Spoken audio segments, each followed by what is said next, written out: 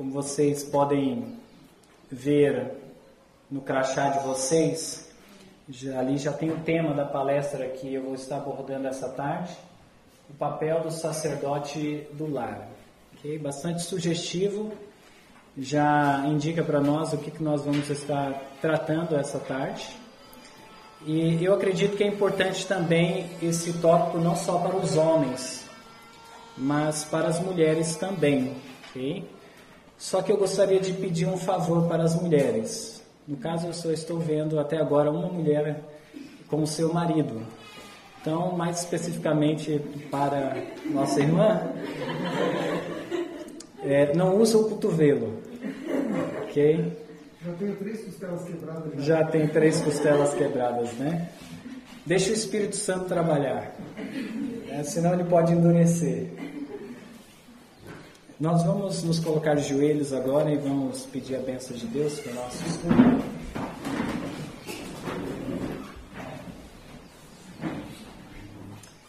Senhor nosso Deus, nós sabemos que a Tua palavra é espiritual e por isso precisamos de discernimento nesse momento. Pedimos uma bênção especial ao nós abrirmos a Tua palavra e peço que o Senhor possa me capacitar em compartilhar somente aquilo que vai ser proveitoso. É a nossa oração em nome de Jesus. Amém. Amém.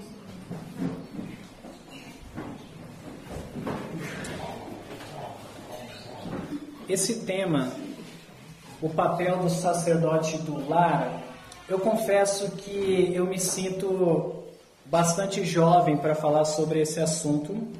Eu sei que tem pessoas mais jovens do que eu aqui e pode olhar para mim e falar, mas ele não é tão jovem assim. Mas aqueles que são mais experientes olham para mim e falam, ele é muito jovem, né? Então, às vezes é relativo, mas como eu estou nos meus 30, eu sei que eu ainda sou, para falar sobre esse assunto, bastante jovem, ok? Então eu vou me deter o máximo possível com a palavra de Deus, para que eu não venha desviar dos propósitos que Deus tem para o sacerdote do lar. Ao mesmo tempo, nós não podemos esperar sermos maduros em todas as áreas do cristianismo para podermos falar sobre isso. Um exemplo simples seria o sábado. Será que um adventista que acabou de conhecer a mensagem, ele tem tanta experiência em guardar o sábado quanto um adventista consagrado de mais tempo? De forma alguma, mas ainda assim Deus pede para que ele fale sobre o sábado, sim ou não? Com certeza, né? Então vou estar falando sobre esse assunto, o papel do sacerdote do lar. Eu acredito que existe uma falta de compreensão, tanto da parte dos homens quanto da parte das mulheres, o que significa ser o sacerdote do lar, de acordo com a Bíblia e o Espírito de profecia, ok? Então, por isso que eu pedi para vocês deixarem os maridos bem à vontade e as esposas bem à vontade. E eu vou cobrir algumas coisas que talvez alguns de vocês possam pensar, mas isso é básico, nós já sabemos disso, mas eu preciso considerar aqueles que ainda estão crus neste assunto, ok? Não só aqui, mas que pode assistir esse vídeo. Então, que os irmãos possam ter paciência se eu estiver cobrindo algum ponto que já é de conhecimento da maioria. Vamos abrir a nossa Bíblia em 1 aos Coríntios, capítulo 16. Ok? 1 aos Coríntios, capítulo 16.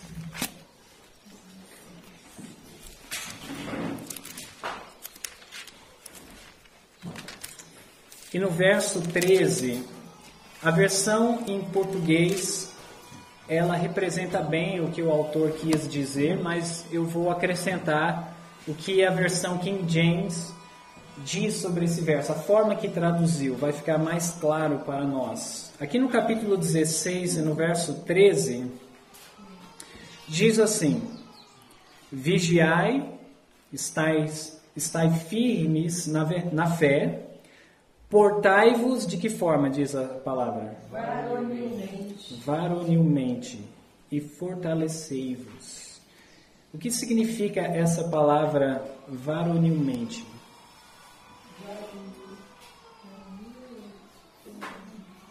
Vem da palavra varão, né? Na versão King James diz: portai-vos como homem. Fica mais claro, não fica? É o que esta palavra quer dizer. Que Paulo aqui está tentando dizer que o crente, ele deveria se portar de que forma? Como um homem. Okay? É claro que ele está sendo mais específico para os homens. E nós vamos ver que dentro dessa carta ele dá mais conselhos para os homens sobre o que significa ser o sacerdote do lar. Mas o ponto é que Paulo deixa claro que os homens têm que ser homens. Sim ou não? O problema é que quando nós crescemos, nós homens, o conceito de ser um homem é bem diferente do que a Bíblia ensina, o que é ser um homem. Por isso que quando nós nos tornamos cristãos, nós homens, e certamente as mulheres também, mas falando agora para os homens, nós temos que aprender o que significa ser homem. O mundo ensina o que sobre ser homem? O mundo ensina que ser um homem verdadeiro significa que você não chora. Não é assim que o mundo diz?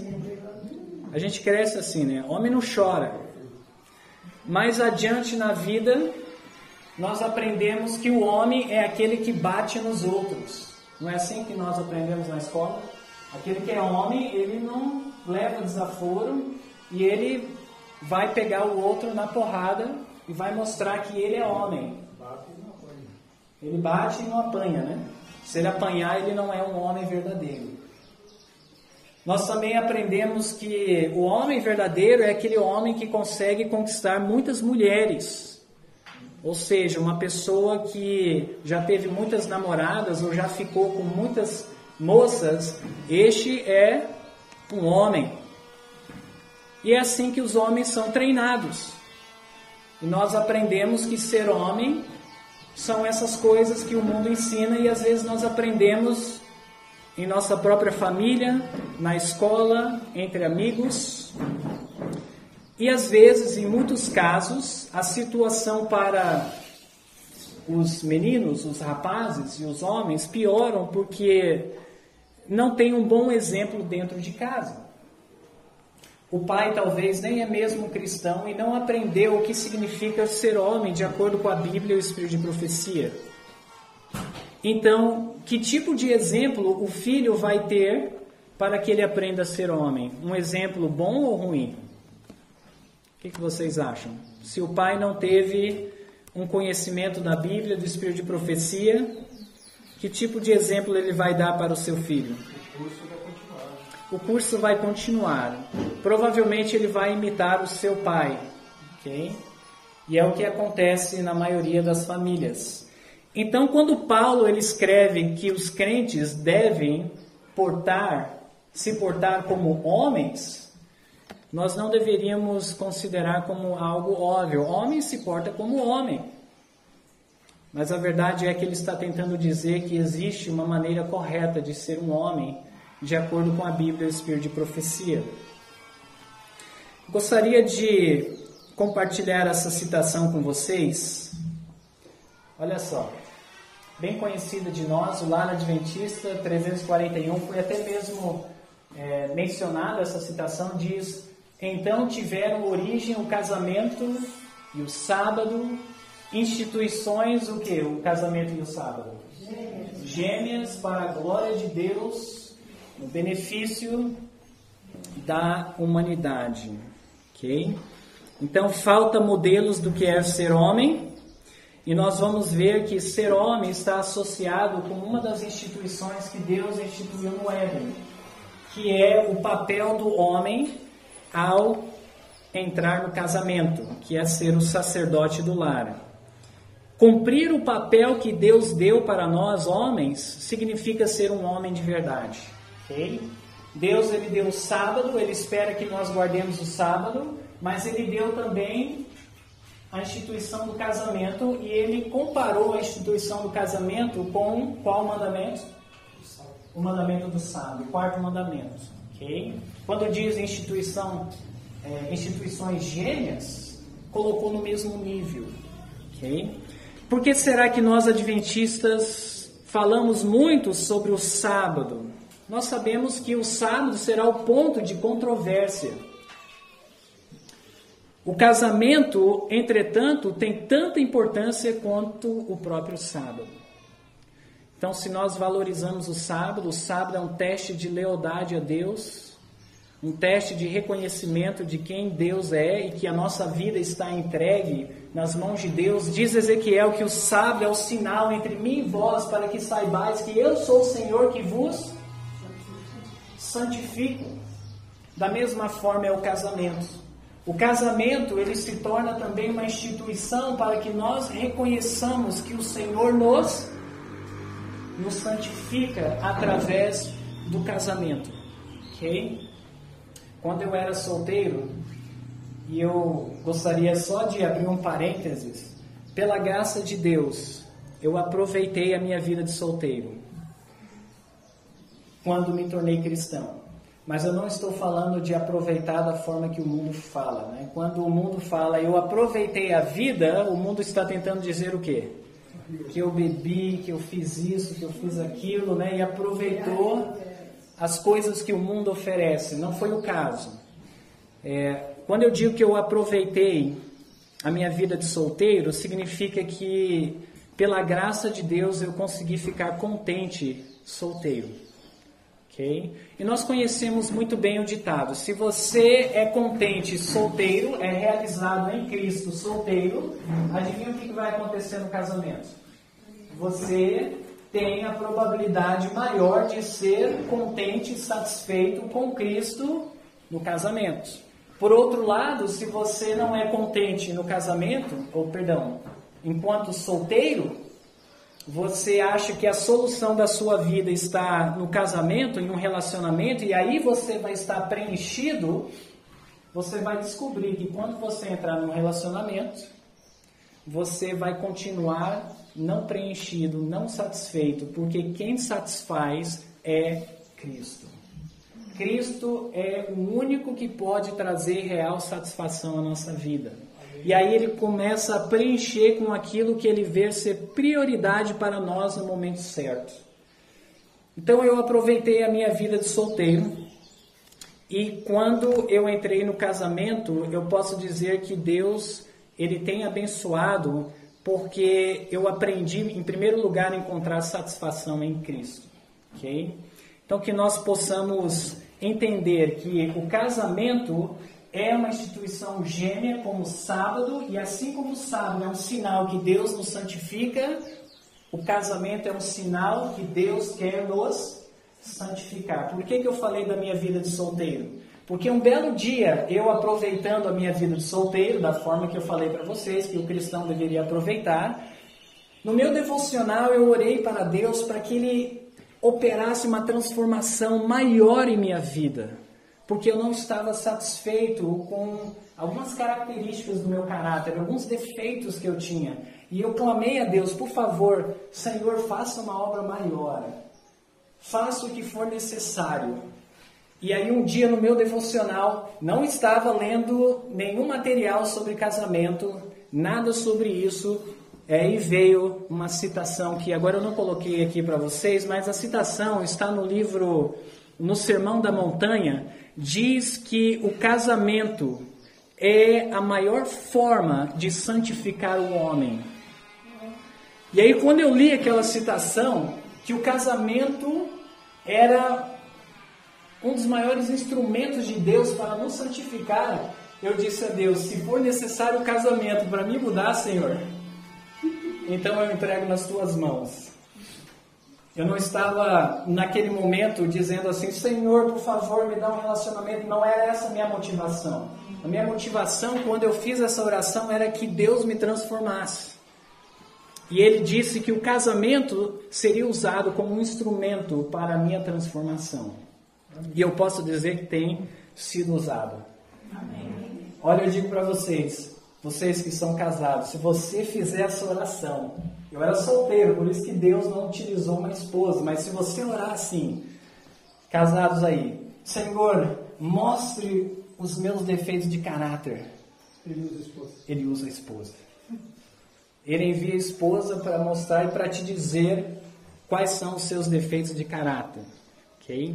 Então o casamento realmente, como o sábado, se torna um sinal que Deus é quem nos santifica. Ok? E olha, eu digo para vocês que aprender a nos portar como homens é um aprendizado. Nós não nascemos sabendo como ser homens. Nós temos que ser humildes e aprender a como se portar como um homem de acordo com a Bíblia. Ok? E eu digo para vocês que na minha experiência tem sido um aprendizado. Eu tinha algumas teorias que eu tinha estudado, que eu tinha ouvido, que eu tinha lido, e eu tinha meus conceitos de como eu iria ser o sacerdote do lar. Só que quando entra na prática, nós vemos que muitas coisas não se encaixam com a teoria que nós aprendemos.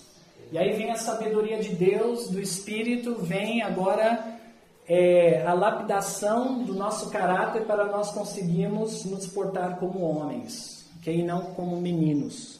Porque nós podemos correr o risco, né? Achando que temos a teoria correta, aplicar aquela teoria como um menino e fazer as coisas da forma que vai prejudicar o casamento. Eu posso dar um exemplo breve, só para os irmãos entenderem do que eu estou falando. Quando, no primeiro ano de casamento, nós tínhamos o nosso culto familiar. E no culto familiar, às vezes, por causa do trabalho que eu tinha na época, era tão corrido que eu chegava tarde em casa e a minha esposa, ela é diferente de mim. Eu, por exemplo, eu consigo dormir tarde. Eu não tenho problema com dormir tarde. Okay? Se eu for dormir 10 horas, 10 e meia, 11 horas da noite, eu consigo. Às vezes, quando eu tenho que preparar um material, eu prefiro ficar até altas horas da noite. A minha personalidade é a forma que eu funciono melhor. Alguns já preferem acordar bem cedinho de manhã, como umas 3 horas da manhã, e preparar o seu material. É até mesmo melhor para a mente. Mas as pessoas são diferentes. E eu funciono bem, mesmo em altas horas da noite. Ok? Relativamente bem. É claro que nós funcionamos muito melhor nos horários que talvez até ali às 9, 9 e meia da noite, né?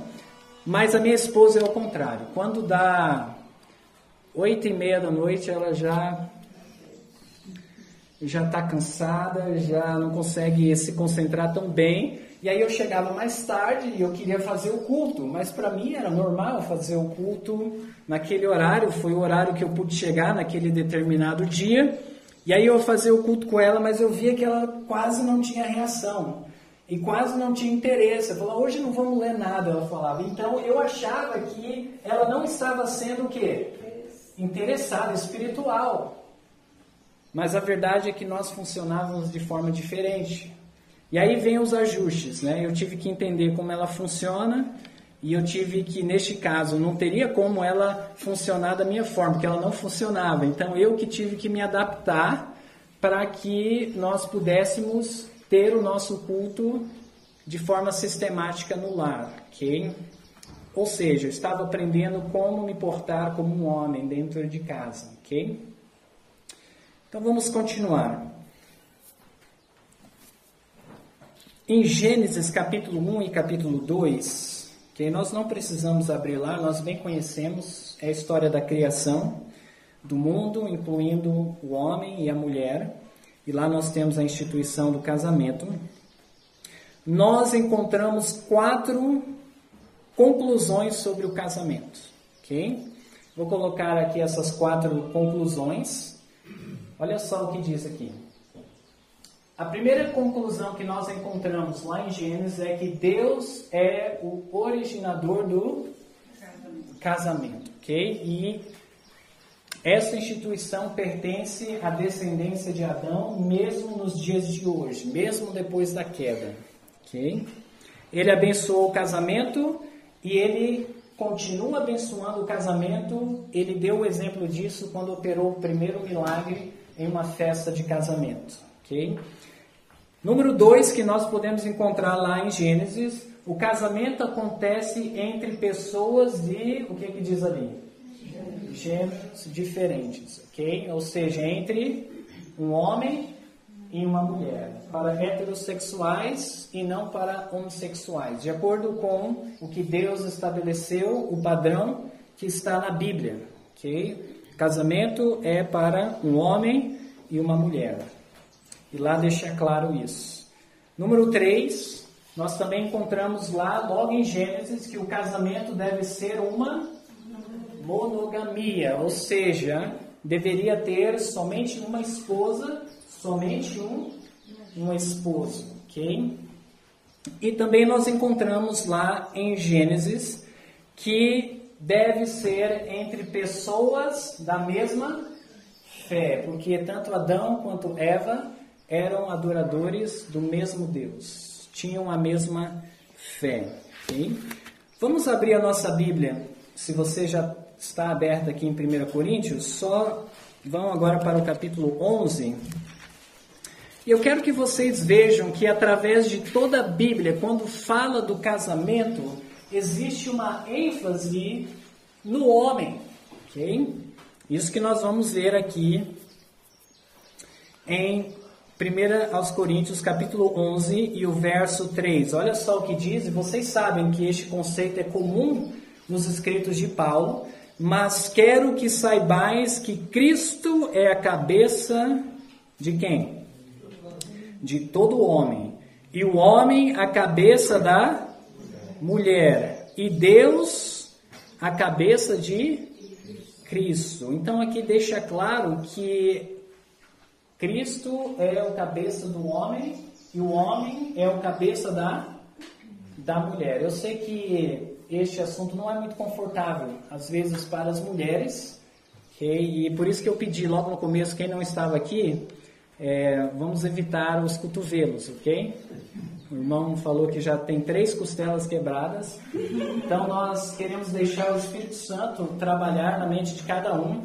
E eu vou explorar um pouco mais o que significa ser o cabeça da mulher, para que nós possamos nos portar como homens e não como meninos, dentro do lar, dentro do casamento, ok?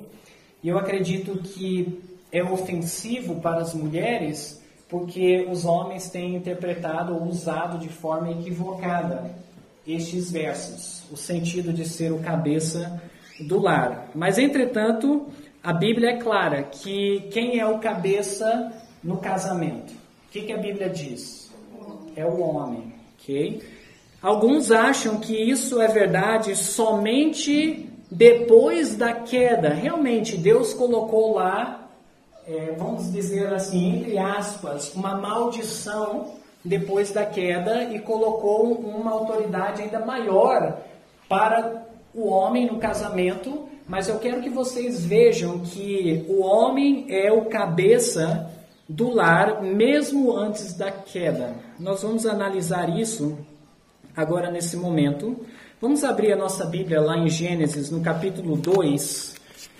Em Gênesis, do capítulo 1 ao capítulo 3, nós vamos ver várias razões, várias orientações que dá a entender claramente que o homem é o cabeça do lar, que ele é o líder da família. Okay? Em Gênesis capítulo 2, verso 7, vamos começar com o primeiro fator.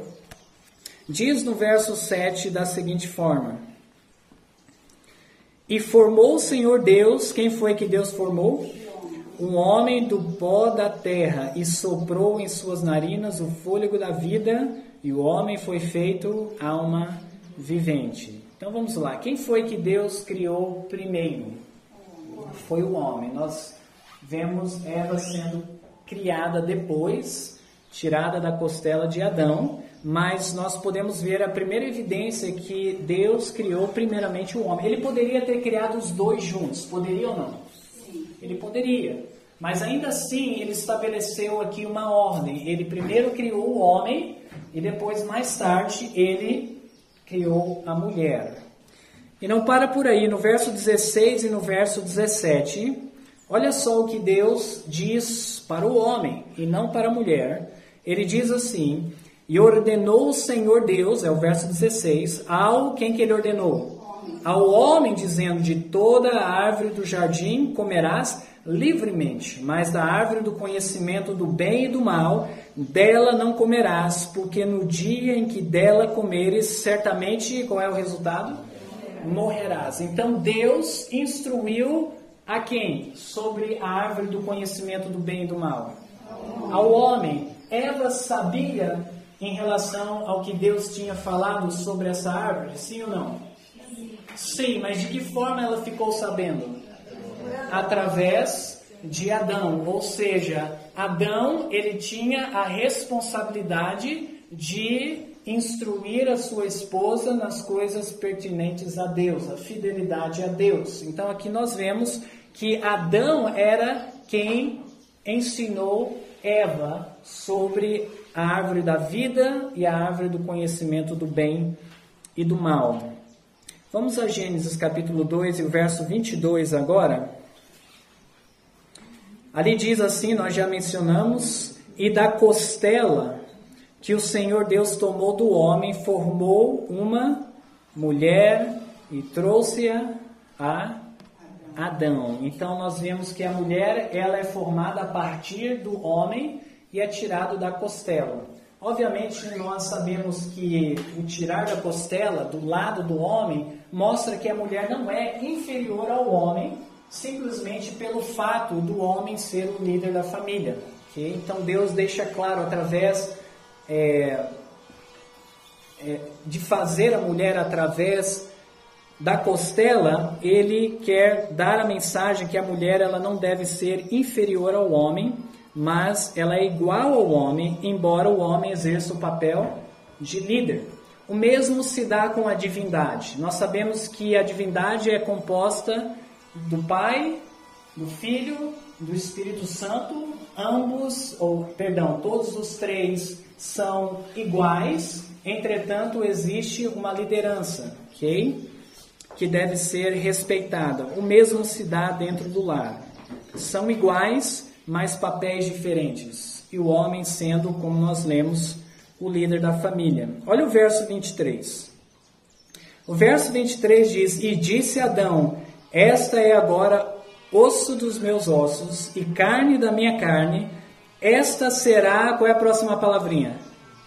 Chamada mulher. Vocês sabiam que o primeiro nome de Eva não foi Eva? Foi, na verdade, mulher. Mais tarde ela passou a se chamar Eva, ok? Mas o ponto é que quem colocou o nome na mulher? Foi o próprio Adão, ok? E quando nós vemos na Bíblia, o que tem a prerrogativa de dar o nome é quem tem autoridade. Nós sabemos que no caso de Adão, por exemplo, Deus pediu para ele colocar o nome nos animais, mostrando que o homem ele tinha autoridade, domínio sobre os animais. Nós vemos que Deus ele também coloca nome nos seus servos, mostrando que ele tem autoridade sobre os seus servos. E Deus pede para Adão colocar o nome na sua esposa, mostrando novamente que ele tinha autoridade como líder do lar, ok? Vamos avançar agora em Gênesis capítulo 3. Eu quero ser um pouco bíblico neste momento, porque eu sei que é um ponto sensível a questão do homem ser o líder do lar. Alguns tentam argumentar de várias formas, mas eu gostaria de ver realmente o que a Bíblia tem a dizer sobre isso. Olha só em Gênesis capítulo 3. Nós sabemos que em Gênesis capítulo 3, o que aconteceu com Adão e Eva? Eles estavam no paraíso, um mundo perfeito, em obediência a Deus, eram fiéis a Deus, estavam felizes, mas no capítulo 3 eles fizeram o quê? Desobedeceram a Deus e pecaram. Que é isso que nós temos aqui no capítulo 3. Veja só o que aconteceu em Gênesis capítulo 3, no verso 9, depois do pecado, tanto de Eva quanto de Adão. E antes de nós lermos o verso 9 e o verso 11, eu quero lançar a pergunta para vocês. Quem pecou primeiro? É uma pergunta bem simples, ok? Eu não estou tentando confundir os irmãos. Quem foi que pecou primeiro? Satanás. foi Eva, no caso do homem e da mulher, foi Eva quem pecou primeiro, ok? Ela comeu do fruto e se rebelou contra Deus. E depois Adão transgrediu também. Entretanto, olha o que acontece em Gênesis capítulo 3, no verso 9. E chamou o Senhor Deus, quem foi que Deus chamou?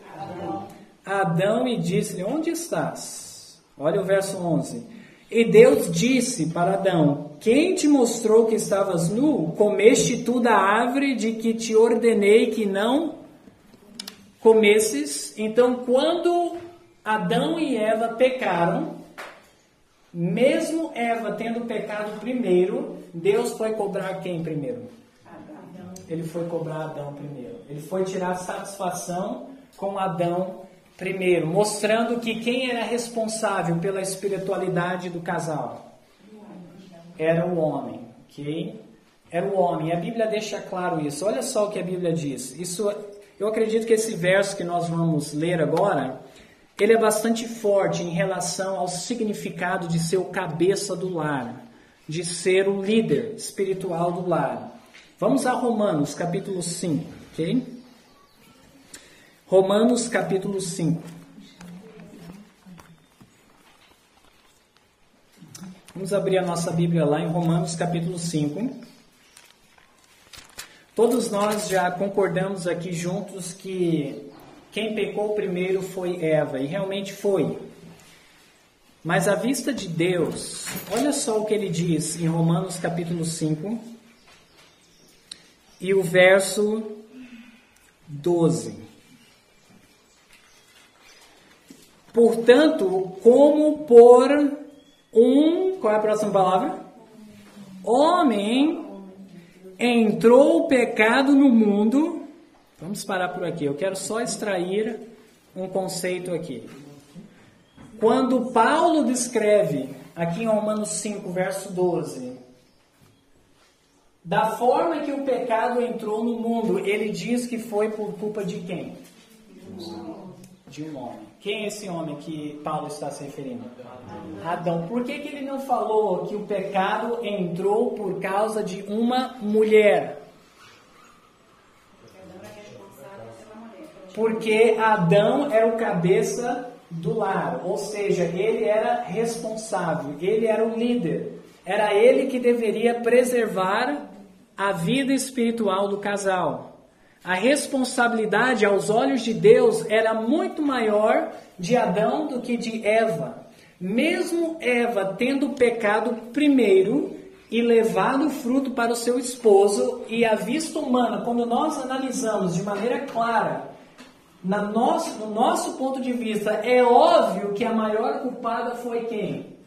Eva. Foi Eva, no ponto de vista humano. Mas no ponto de vista de Deus, quando ele foi cobrar o casal lá no Éden, ele chamou quem primeiro para conversar? Adão. Quando Paulo, sobre a inspiração do mesmo Espírito Santo que inspirou Moisés a escrever Gênesis, diz que o pecado entrou no mundo, ele diz que entrou por meio de quem nesse mundo? Do homem, de Adão. Então aqui nós começamos a entender o que significa ser o cabeça do lar. Porque às vezes, por causa da nossa deficiência na nossa criação, quando nós encontramos um verso como esse, que o homem é o cabeça do lar, automaticamente nós concluímos que o homem é quem manda no lar e tem autoridade no lar, e nós visualizamos só esse aspecto que é egoísta e é centralizado no eu. Mas para Deus, nós já podemos ver aqui um conceito que ser o cabeça do lar está se referindo a ser o responsável do lar. Gênesis 5:2 fala assim: homem e mulher os criou, e os abençoou, e chamou o seu nome Adão. Ok, interessante. Ao casal. Interessante, né? O nome do casal prevaleceu Adão, que era o nome do homem.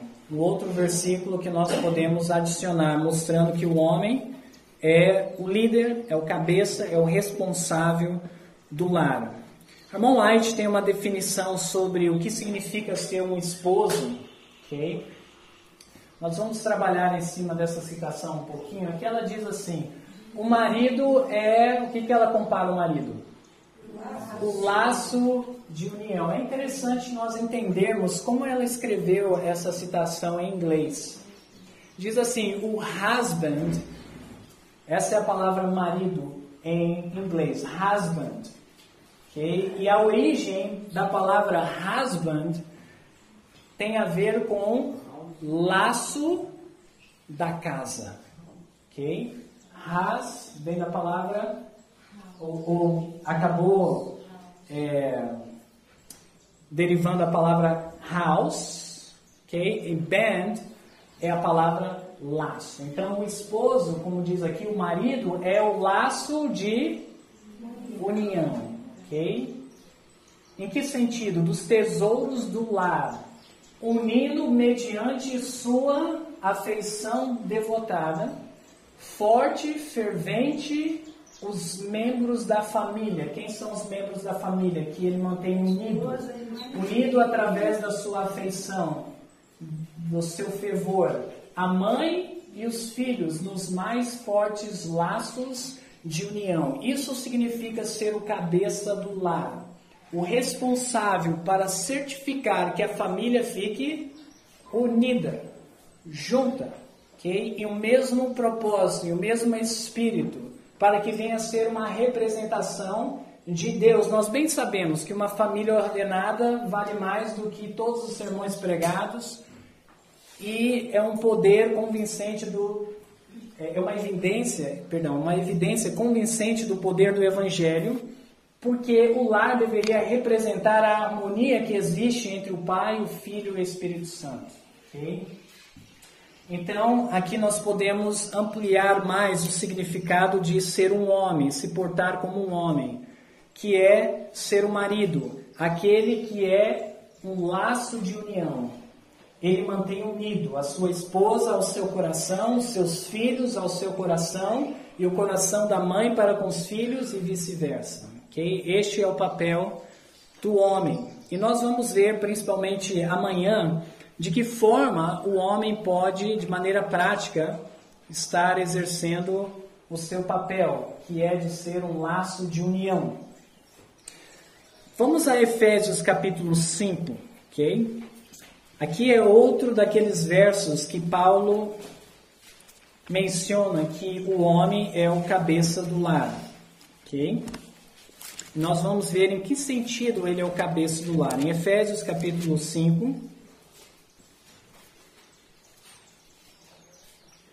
Vamos ver a partir do verso 25 até o verso 28. Ele diz assim: vós maridos, ele está ensinando aqui como ser o laço de união, ok? Como manter a família unida. Vós, maridos, amai vossas mulheres, como também Cristo amou a igreja. Que ele compara o marido com quem? Não, de forma alguma. Ele compara o marido com quem? Com Cristo. E diz que o marido deve desenvolver pela esposa o mesmo amor que Cristo teve pela igreja. Vamos prosseguir. Continua dizendo no verso 25, como também Cristo amou a igreja e a si mesmo se entregou por ela. E aí no verso 26 continua dizendo de que forma nós podemos ser homens, o laço de união do lar. O verso 26 diz, qual é o propósito do marido? Para santificar, purificando-a com a lavagem da água pela... Qual é o papel do esposo? Porque aqui nós sabemos que está falando de Cristo, mas o esposo é comparado com Cristo. E o que Cristo faz com a igreja, o esposo deveria fazer com a sua esposa, não é verdade? Não é essa a comparação que está aqui? Então, de acordo com o verso 26, o que o marido deveria fazer pela sua esposa? Levar ela a palavra de Deus, ensinar ela a palavra. Diz assim, para santificar, é claro que falou que ele deve amar a sua esposa, e através do amor que ele tem por ela, ele vai fazer o que com a sua esposa? Santificá-la, purificá-la, com a lavagem da água pela palavra. Veja, por que Deus cobrou Adão e disse que o pecado entrou na terra através de Adão? Porque a falha espiritual da sua esposa foi responsabilidade dele. Okay? E este verso deixa claro que o papel do cabeça do lar é o papel de Cristo. Eu pergunto para vocês, a igreja ela consegue ser espiritual, fervorosa, consagrada, santificada, sem a ajuda de Cristo? Sim ou não? Não. É possível isso? Não. Vocês sabiam que Deus criou o homem e a mulher de tal forma que a mulher, para que ela se consagre, ela se fortaleça na fé, se santifique, seja fervorosa, ela precisa da ajuda de quem? Do seu esposo. E quando a esposa, ela não é santificada, purificada, fervorosa, a culpa, a responsabilidade é de quem? É do esposo. É do esposo. Eu acredito sim que existem exceções, cada um tem o seu poder de escolha, mas na maioria das vezes, quando a esposa não é espiritual, quando os filhos não são espirituais, a culpa é do cabeça do lar. É isso que significa ser o cabeça do lar. O homem é o cabeça do lar. Ou seja, não é simplesmente ele é o que manda, ele é o que tem autoridade. Não, ele é que é responsável, é ele que vai ser cobrado. Ele que tem que tomar atitude, tomar os passos para que o lar seja santificado. Amém. Isso significa ser o cabeça do lar. É muito mais do que é eu que tomo a decisão final. Às vezes nós temos essa definição do cabeça do lar. Eu sou o cabeça do lar, então a última palavra é a minha. Nós podemos conversar, mas se eu não concordar, quem decide sou eu. É muito superficial esse entendimento de ser o cabeça do lar. Vai gerar atrito, vai gerar mais desgaste, vai gerar menos santificação, mais pecado do que qualquer outra coisa. Olha, quando o homem ele tem a atitude de exigir da mulher respeito, que ela respeite a sua autoridade. Eu falo por experiência, irmãos. Quanto mais o homem ele quer exigir o respeito e a autoridade, menos ele tem da esposa.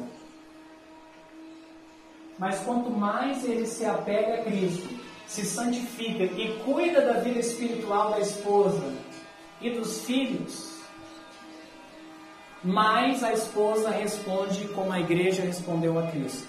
Olha só, gente, às vezes no casamento nós podemos ter o evangelho falso. A gente fala muito, né, no nosso meio sobre o verdadeiro evangelho e o falso evangelho. Não é comum entre nós falarmos sobre isso? Sim ou não?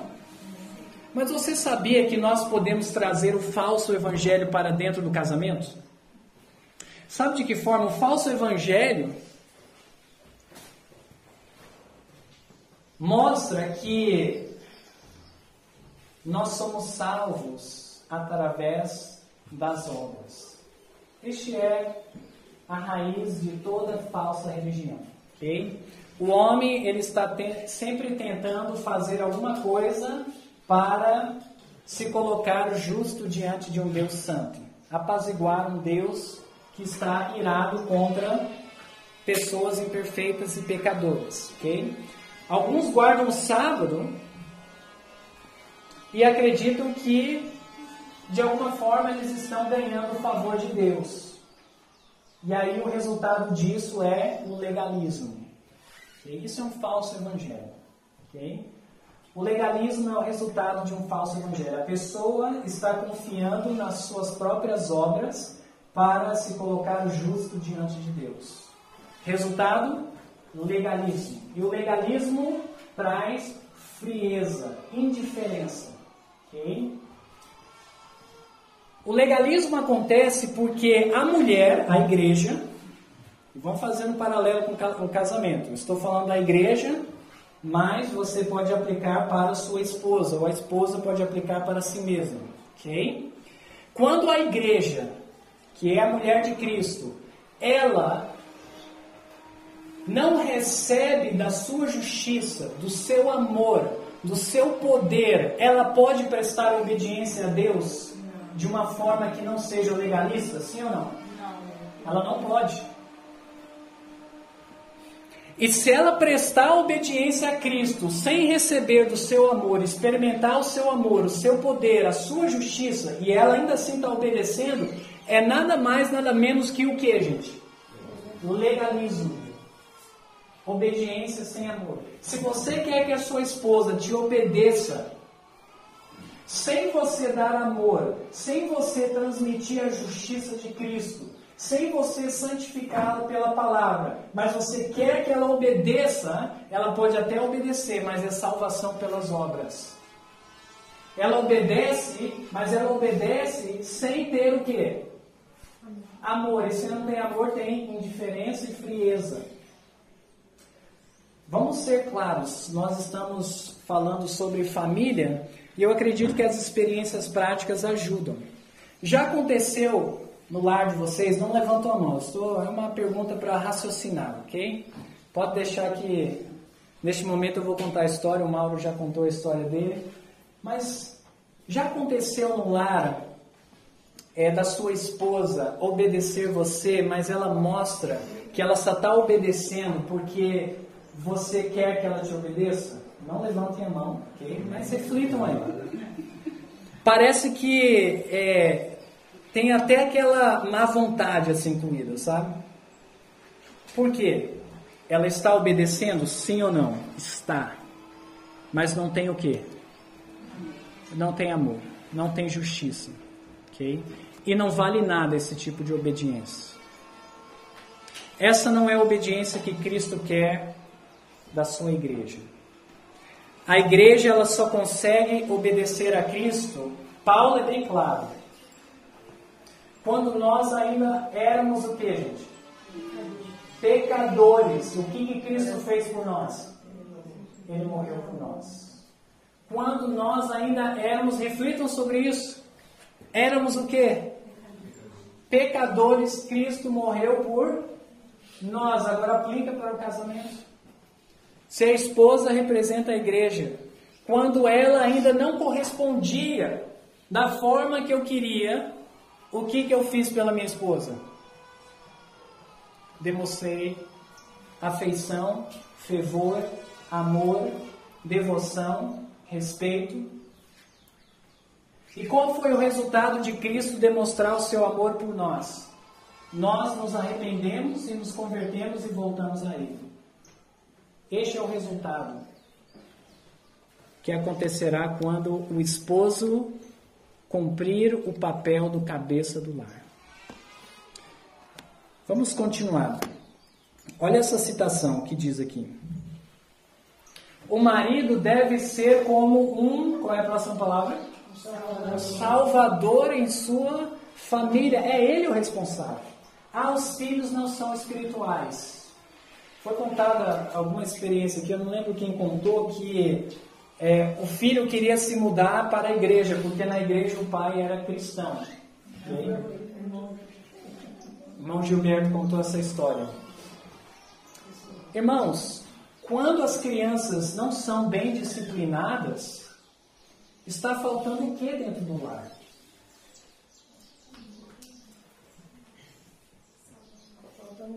Um salvador. Está faltando um líder espiritual. Alguém que vai disciplinar, vai dar amor, vai conduzir, vai conseguir levar as crianças no caminho do Senhor. Isso não é impossível. Às vezes a gente trata como se fosse algo impossível. As crianças são assim mesmas. É verdade, elas vão pecar, elas vão errar, elas vão ter defeitos de caráter. Mas a Bíblia deixa bem claro, quando Paulo escreve para Timóteo, quem deveriam ser os líderes da igreja. Vocês lembram o que ele falou? Uma das características para ser um líder de igreja, um ancião, governe bem a sua casa e tenha os seus filhos em sujeição, ou seja, é possível isso. Porque ele está exercendo o papel de salvador. De que forma? Ele está sendo autoritário com o filho, e o filho tem aquela obediência cega, igual um animal? Não, de forma alguma. Mas ele conseguiu ganhar o coração do filho, não só através do seu carisma, mas também através da orientação e da disciplina. Vamos voltar aqui para Efésios capítulo 5, nós paramos no verso 26. Continua falando do papel de Cristo, que é o papel do esposo. Diz assim, depois que diz que o esposo tem que amar a esposa, tem que santificar a esposa, o verso 27 diz, para apresentar a si mesmo, igreja gloriosa, sem mácula, nem ruga, nem coisa semelhante, mas santa e irrepreensível. É isso que Cristo quer fazer conosco. Qual é o objetivo do cabeça do lar? Fazer o que da sua esposa? Fazer com que ela se torne uma pessoa irrepreensível. Ok? E nós não podemos fazer isso a menos que nós representemos a Cristo. Nós lemos logo no começo que Cristo era o cabeça de quem? Vocês lembram? Cristo era o cabeça de quem? Do homem. E o homem era o cabeça de quem? Da mulher. Ok? O homem, ele consegue ser espiritual sem Cristo, sim ou não? Para o homem conseguir santificar a sua esposa, ele deve estar ligado com quem? Faça a pergunta para si mesmo. Se a sua mulher não submete a você, pergunte-se a si mesmo, ela se submeteria a Jesus? Se Cristo fosse o seu esposo, o esposo da sua esposa, será que a sua esposa se submeteria a Cristo? O que vocês acham? Reflitam. Eu acho que eu não entendi. Deixa eu refazer, obrigado. Se Cristo fosse o esposo da sua esposa, ou seja, você estivesse no seu lugar, obrigado. Okay. Será que a sua esposa se submeteria a Cristo? Claro que sim. Por quê? Porque ele a amaria profundamente. E a trataria com carinho, com respeito, com dignidade. Porque ele a amaria, trataria com carinho, respeito, dignidade. Ok? Nós devemos refletir sobre isso. Se a minha esposa se submeteria a Cristo, mas ela não se submete a mim, o problema está em quem? Nela? Está em mim.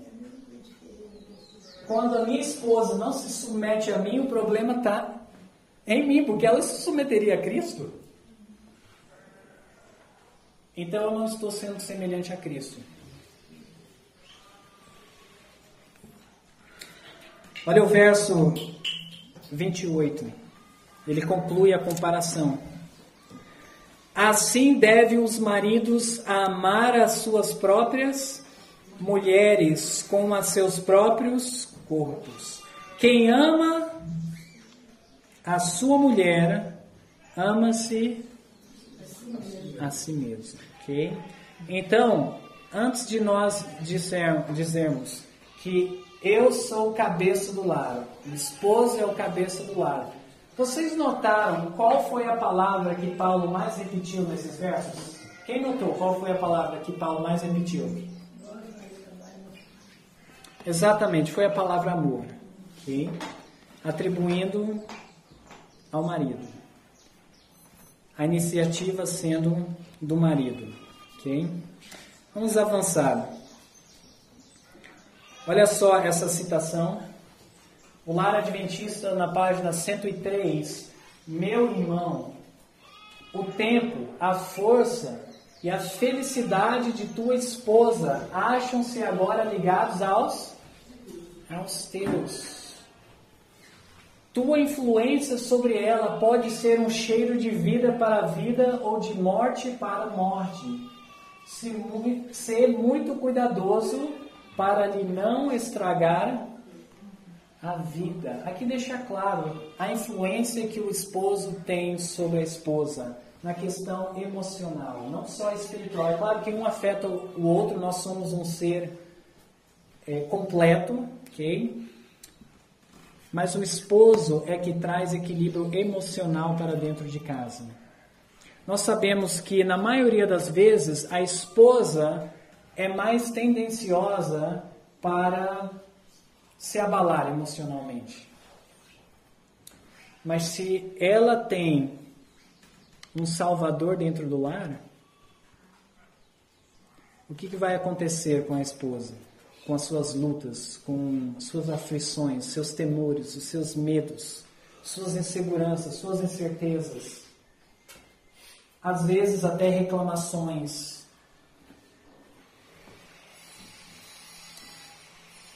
Vão ser abrandadas. O esposo vai acalmar. Ele vai abrandar, ele vai santificar.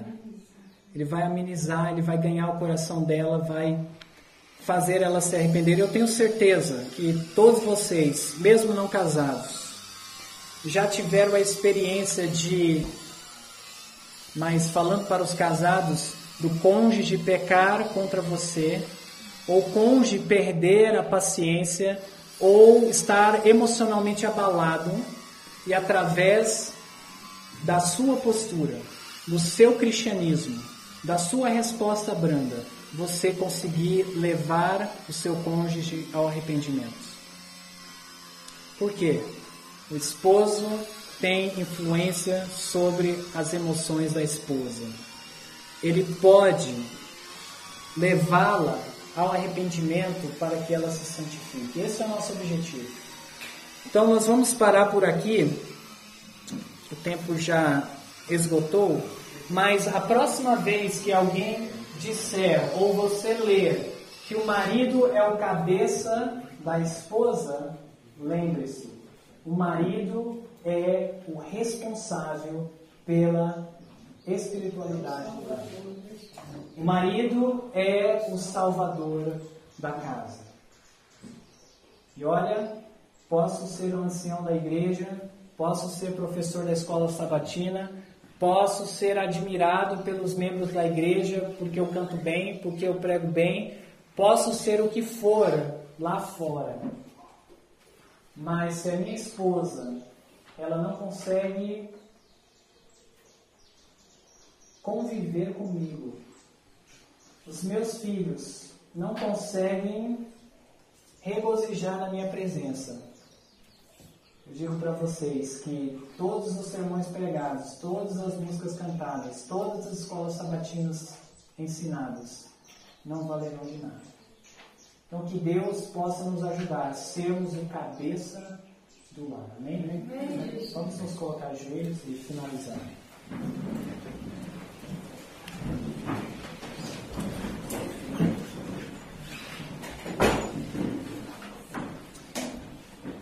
Senhor nosso Deus, nós queremos agradecer pela responsabilidade que o Senhor colocou sobre os homens e ao mesmo tempo reconhecer que ela é grande e que nós não conseguimos realizá-la sem o Senhor. Então, Senhor, que Tu possas ser o nosso cabeça, que nós possamos nos submeter ao Senhor e buscar forças, energia, buscar consolo, restauração para que possamos oferecer o mesmo. Nos ajude, e eu peço de forma especial para aqueles que ainda estão iniciando na sua carreira de se portar como homem. Que o Senhor dê sabedoria e que o Senhor possa ajudar para estruturar o lar. É a nossa oração em nome de Jesus. Amém.